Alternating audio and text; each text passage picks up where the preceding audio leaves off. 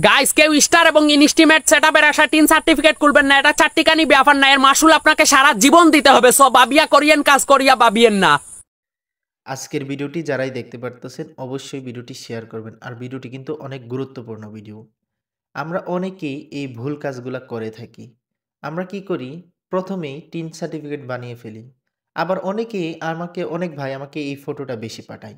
বলতেছে, "ভাই, আমার তো ব্যাংক অ্যাকাউন্ট সেটআপ চলে আসছে। এখন তো আমি ব্যাংক অ্যাকাউন্ট সেটআপ করে ফেলি।" এখন ব্যাংক অ্যাকাউন্ট সেটআপ করতে গেলে কি লাগে? টিন সার্টিফিকেট লাগে। তখন আবেগের বশত আপনার টিন সার্টিফিকেট বানিয়ে ফেলে। এসব ভুল কাজ কখনো করবেন না। এই ফটোটা আমারে অনেকেই দেয়। ফেসবুকে, মেসেঞ্জারে, আপনার হোয়াটসঅ্যাপে অনেকেই দেখলাম এই ফটোটা আমাকে পাঠায়। তো শুনেন, আপনার যদি ব্যাংক অ্যাকাউন্ট সেটআপ করবার হয়, যদি আপনার অ্যাডস অন রিলস, ইনস্টিমেট এই ২ টা থেকে একটা আসে, তখন আপনি ব্যাংক অ্যাকাউন্ট সেটআপ করবেন। তখন আপনি টিন সার্টিফিকেট বানাবেন। এখন যদি আপনার স্টার মনিটাইজেশন আসে, এরকম আপনার ব্যাংক সেটআপ চলে আসে, আপনি যদি এখন সেটআপ করতে চান ব্যাংক সেটআপ, তখন কি লাগবে আপনার? Tin certificate. এখন টিন সার্টিফিকেট আপনার বানাতে হবে। বানানোর পর আপনার বছর সরকারের ট্যাক্স দিতে হবে। আপনার এমন কোনো গ্যারান্টি নাই যে ডলার আর্নিং করতে পারবেন। এমন কোনো গ্যারান্টি নাই। এইজন্য বলি, ১ম এ আপনি টিন সার্টিফিকেট বানাবেন না। কখন বানাবেন? যদি আপনার অ্যাডস অন রিলস বা ইনস্টিমেট যদি আপনার মনিটাইজেশন আসে, তখন আপনি ব্যাংক অ্যাকাউন্ট সেটআপ করবেন। তখন আপনি টিন সার্টিফিকেট বানাবেন। এর আগে বানাবেন না। আপনার ফেসবুকে প্রথমত ইনস্টিমেট মনিটাইজেশন পেতে গেলে আপনার কি লাগে? প্রথমত শর্ত হইতেছে আপনার ৫,০০০ ফলোয়ার।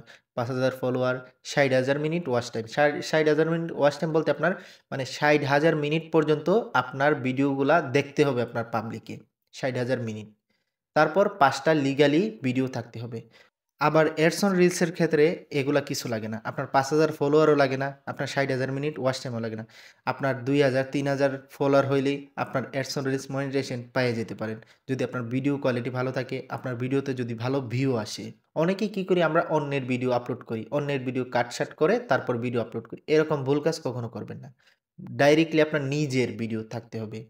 না হয় unoriginal content, copyright policy issue, violation এরকম বিভিন্ন রকমের প্রবলেম আসবে। এইজন্য আপনার নিজের ভিডিও থাকতে হবে।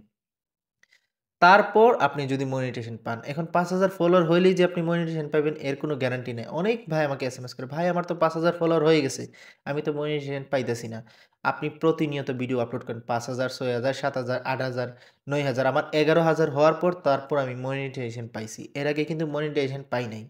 এজন্য প্রতিনিয়ত ভিডিও আপলোড করতে থাকেন। যেকোনো সময় আপনি মনিটাইজেশন পেয়ে যাবেন। কিন্তু একটা জিনিস সবসময় মাথায় রাখবেন, মনিটাইজেশন পাওয়ার আগ পর্যন্ত অন্যের video, fake video, music video, বিভিন্ন মুভির ক্লিপ ভিডিও এরকম ভিডিও কখনো আপনার ফেসবুক অথবা ফেসবুক পেজে ছাড়বেন না।